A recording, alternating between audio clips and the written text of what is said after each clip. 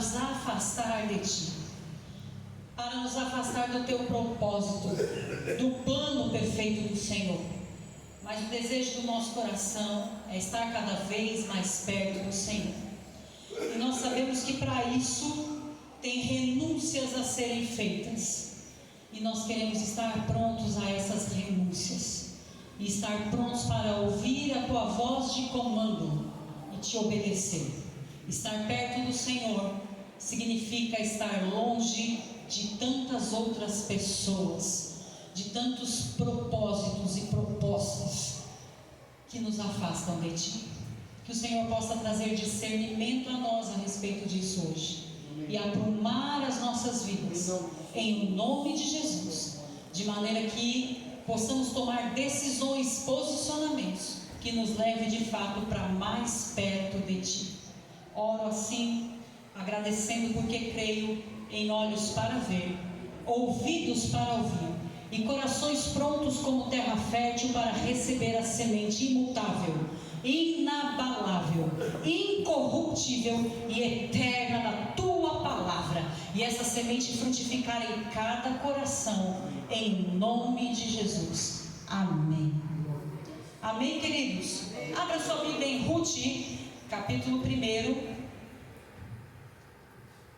Deus tem tratado comigo nesse texto desde terça-feira, e eu falei sobre esse texto na quarta-feira lá em Boituva, e eu quero falar um pouco mais sobre ele hoje.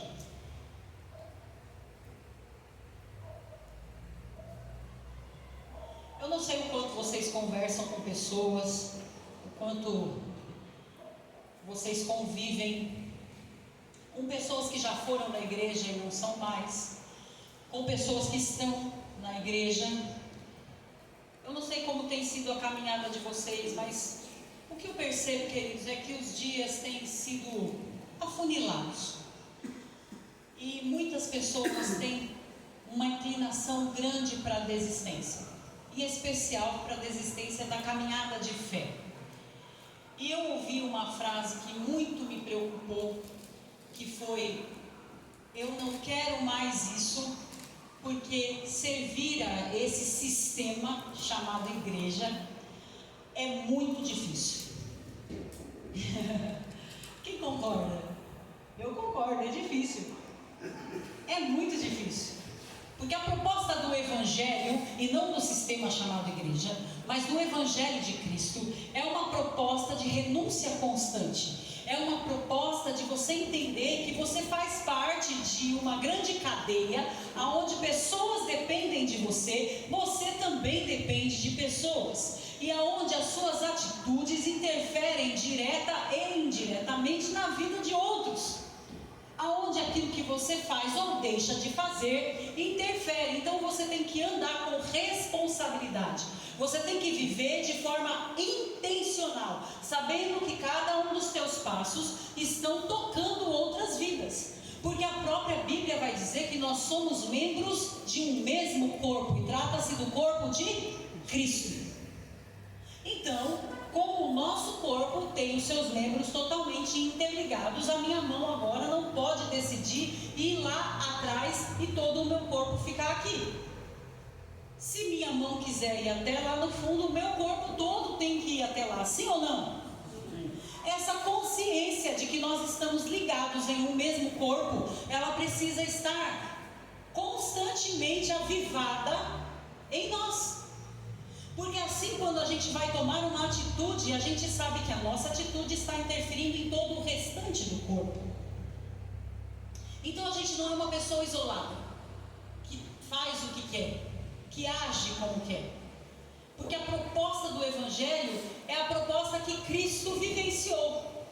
Cristo estava em seu trono de glória com Deus Pai, vivendo feliz, sem culpa, sem problema. Mas para nos fazer entender a respeito exatamente disso que estou mencionando, Ele saiu de lá e desceu no nosso nível. Cristo desceu no nível da humanidade, para nos mostrar que é possível viver aqui nesse nível, obedecendo, agradando a Deus. Por mais difícil que seja, é possível. Mas o ser humano, ao invés de olhar para isso, tem uma inclinação muito grande à desistência o tempo todo. Tem pessoas que começam um curso e não finalizam. Por quê? Porque no meio do curso a coisa começa a ficar complicada. No meio do curso começa a ter prova, pedir trabalho, vai complicando as coisas, e aí a gente tem uma inclinação a desistir. Qualquer coisa que você se propõe a fazer na vida, gente, vai arrumar uma casa.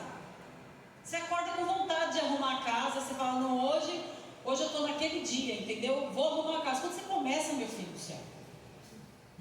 É verdade. Porque para arrumar, você tem que desarrumar. É ou não é? Você tira as coisas do lugar, porque você tem que varrer, você tem que passar pano, para depois você repor tudo no lugar. Então dá trabalho, e aí quando você começa o primeiro cômodo, e você lembra que tem mais talvez 4 ou 5 cômodos pela frente, dá um desânimo. Uma vontade de você só arrumar um e sentar. Eu estou falando a verdade ou não, gente? Verdadeiro. Dá trabalho. Tudo que você se dispuser a fazer, dá trabalho. E aí a gente tem uma inclinação a desistir e de deixar as coisas pela metade. Outros nem conseguem começar. É ou não é, gente? Outros não conseguem nem começar, porque só de pensar no trabalho já não começa. Não é, gente? Olha, menino novo, quando você fala assim, arruma esse quarto, estica essa cama. Ah, para que se eu vou dormir de novo? Ó. Quer dizer, vai dormir de novo, vai bagunçar, então não precisa arrumar. Gente, mas não é isso que a gente ouve, e até falamos algum dia nessa vida, não vamos isentar, né? Não vamos isentar que a gente já deu dessas. Né? A minha mãe vive falando, eu queria que a louça fosse descartável sempre, porque assim você não precisava lavar. Minha mãe ama fazer comida, pratos novos, tal, mas ela falou esses dias, né? Eu nem sei para quem foi que ela falou, mas ela estava me contando.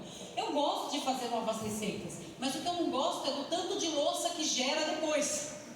Então quando eu vejo aquele tanto de louça na pia, já me dá desânimo. Quer dizer que se ela pensar nisso antes de começar a receita, já nem faz. E a gente vê isso num todo na vida, gente. Se você vai fazer uma faculdade, quando você começa a parar para pensar, dependendo da faculdade, são 5 anos, você fala, ah não, gente, é muito tempo, né? Ah, muito tempo que eu não vou poder sair, muito tempo que eu não vou poder me divertir, muito tempo que eu vou ter que estudar. Então, a vida é assim, tudo que você se propuser fazer vai dar trabalho, vai ter que ter empenho, vai ter desgaste. E na fé não é diferente, minha gente. Por isso, eu passei um tempo todo e volto a repetir que servir a Deus é coisa para cabra macho.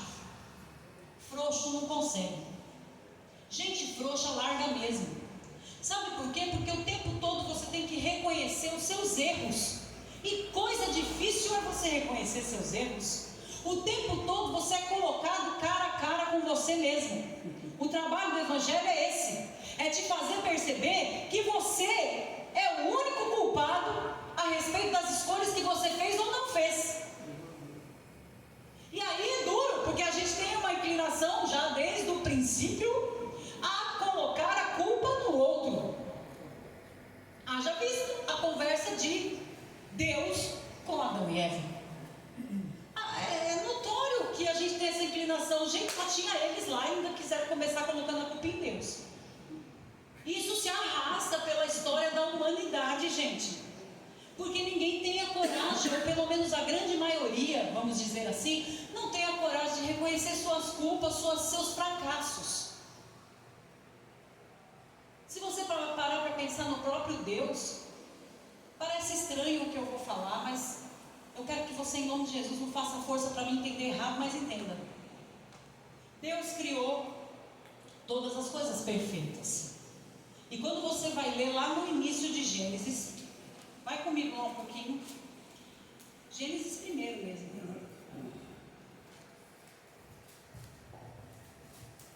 Diz assim, no princípio Deus criou os céus e a terra. Ponto. Como você acha que Deus criou os céus e a terra? Criou bonitinho ou criou esquisitinho? Estou falando que foi Deus, a Bíblia está dizendo que foi Deus que criou. Você acha que Deus criou como? Perfeito, um céu perfeito, uma terra perfeita? Ou Ele criou de qualquer jeito? Perfeito. perfeito, mas vem o versículo 2 e diz que a terra era sem forma e vazia. Você acha que Deus criou assim, sem forma e vazio? Não. Os estudiosos da Bíblia sabem que está escrito mais para frente, em outros textos bíblicos, o que aconteceu na rebelião de Lúcifer. Quando ele se rebelou, ele caiu como uma bomba aqui nessa terra. Então, a própria Bíblia descreve isso como uma bola de fogo, não é assim, pastor Paulo? Como uma bola de fogo, ele foi arremessado de lá para cá. Então, ele estragou o que Deus tinha criado com perfeição. Então, entre o versículo 1 e 2 de Gênesis, há um espaço de tempo. E há uma história aí a ser contada. Que só estudando Bíblia que a gente vai entender. Então, Deus criou perfeito. E foi lá alguém e estragou o que Deus criou. Deus podia ter desistido por aí? Podia. Ele podia, se ele quisesse, ele podia. Mas ele desistiu? Não. A Bíblia vai dizer que a terra era sem forma e vazia, e as trevas cobriam a face do abismo. Se Deus é luz, como é que treva cobria a face do abismo? E aí o Espírito de Deus se movia sobre a face das águas. E aí começa. Deus disse: haja luz. E houve luz. Deus disse: haja entre as águas um firmamento que separe as águas das águas. E foi assim que aconteceu, e nós vamos vendo que isso foi acontecendo, e Deus foi colocando tudo no lugar de novo. Sim ou não? Sim. Deus foi colocando tudo no lugar de novo, e daqui por diante foi tudo bem? Não. Deus coloca tudo no lugar, cria o homem, fala para o homem: agora cuida de tudo que eu criei, só não mexe ali, né? Não come daquele fruto. E o homem faz o que, minha gente? Desobedece. Vai lá e come justo do fruto que não era para comer. Frustrou Deus de novo. Sim ou não, gente? Sim. Porque Deus falou uma coisa e foi feita outra. De novo bagunçando o que Deus fala que é para fazer de um jeito. E Deus podia ter desistido por aí? Podia. Mas ele desistiu? Não. E a história continua. E aí vem a situação do dilúvio. Por que chegou nesse ponto do dilúvio? Por que chegou nesse nível? E Deus vai falando lá, né? Se tiver um justo, se tiver só... Não, primeiro ele fala mais, até que chega em um. Se tiver um justo, eu vou poupar. E aí acontece lá, faz a arca, para salvar a família de Noé. Para começar, tudo de novo. Porque o dilúvio fez o quê? Acabou com o que existia, sim ou não? Sim. Olha quantas vezes que eu estou falando que Deus recomeçou. Eu tenho um problema com recomeço. E quando eu paro para olhar a minha história, é só de recomeço. Principalmente no que se trata de ministério. Mas quando eu olho para Deus, eu falo: rapaz, acho que não é para eu reclamar, não.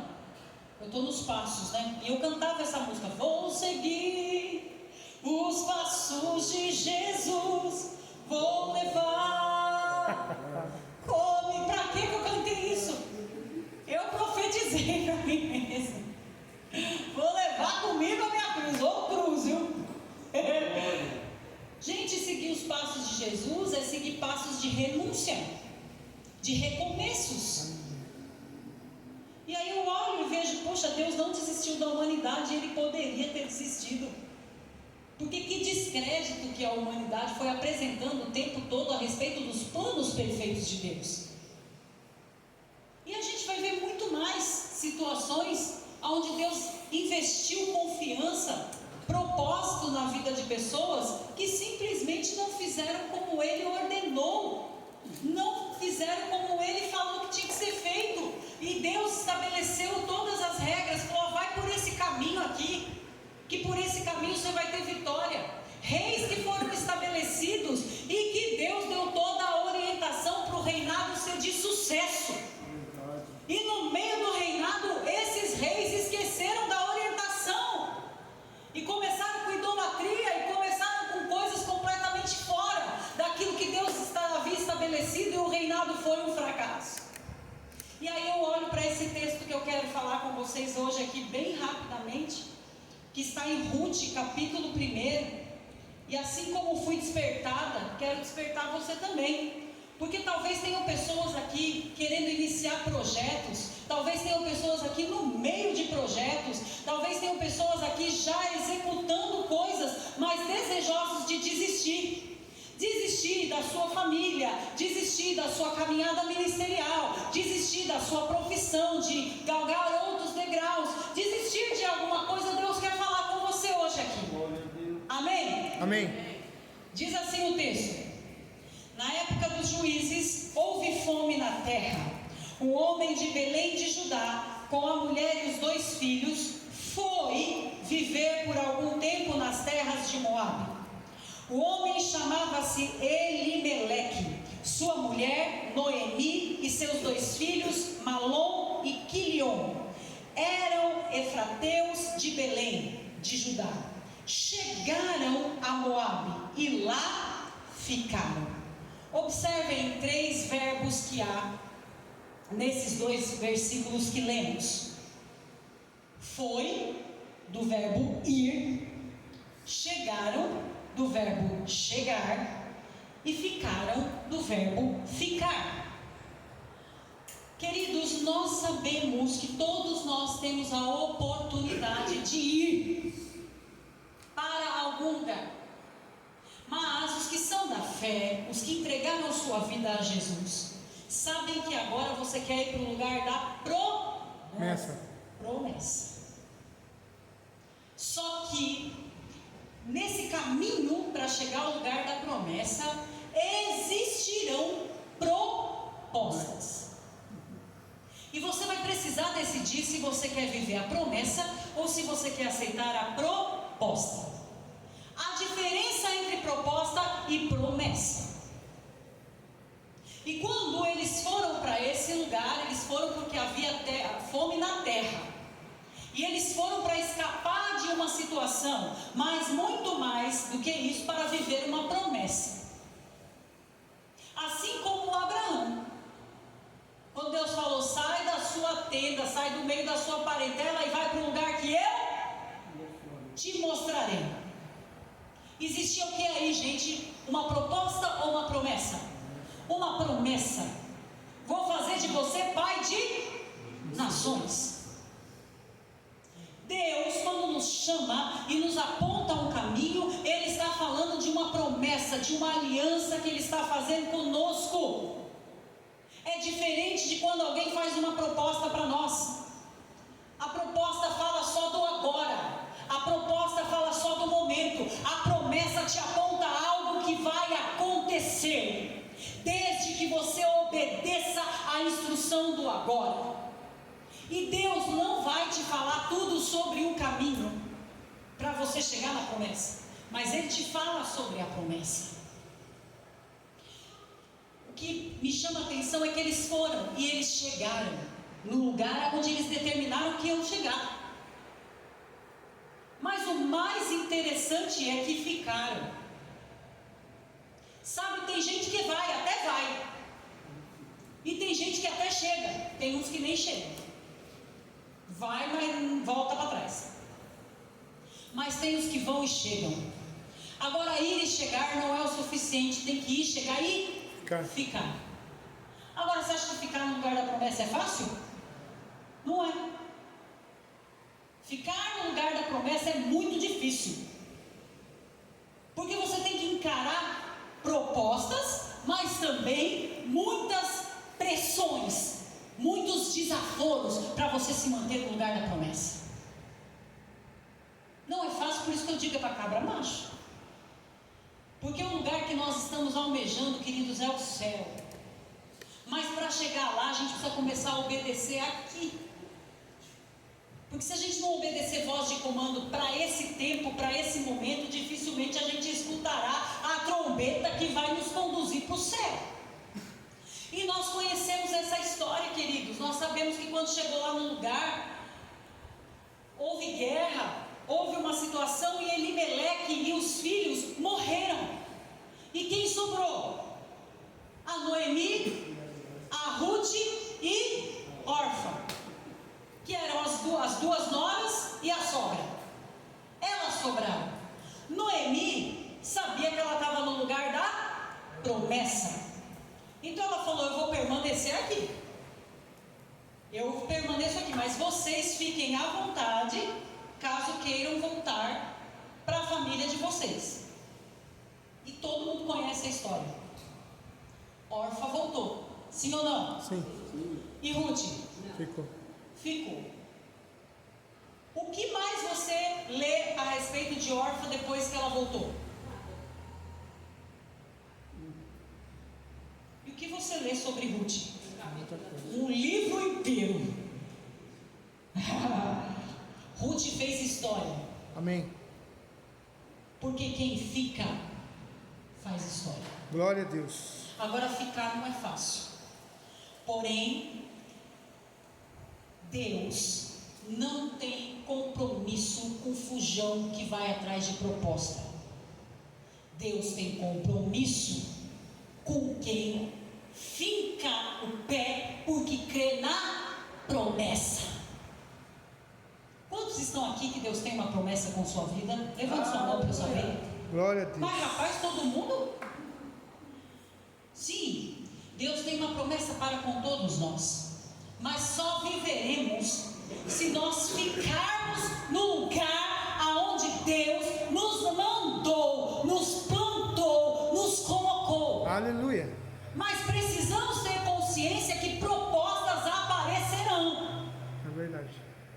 E a gente precisa saber pelo que se move. Sabe qual é o problema? A motivação do coração. Qual é a motivação do seu coração? Quando você saiu de sua casa para vir aqui hoje, qual foi a motivação do seu coração? O que move você, querido, é também o que vai te parar. Aquilo que te move também é o que te para. Se você é movido por pessoas, essas pessoas vão te parar. Se você é movido por circunstâncias, essas circunstâncias provavelmente vão te parar. Então você precisa saber que se é uma promessa que te move, você está vinculado ao Deus que fez a promessa. Então você não pode e nem precisa parar, porque o Deus que liberou a palavra sobre a tua vida, sobre a tua casa, sobre o teu ministério, é fiel para cumprir. Homens falham, pessoas no meio do caminho que prometeram caminhar com você até o final, vão aceitar propostas e vão te largar como Orfa largou Noemi e largou Ruth, para ir viver uma proposta. Mas Ruth pegou com Noemi e falou: vamos viver a promessa. E nós sabemos o final dessa história, que foi de glória, que foi de provisão, que foi da intervenção divina tomando conta de uma família e mudando a história de um povo. Então Deus está falando conosco hoje. Você quer se mover por proposta ou você quer se mover na promessa? Eu ouvi uma frase essa semana, que homens maus destroem sonhos de pessoas boas. E é verdade, porque homens maus, eles vêm vestidos com pele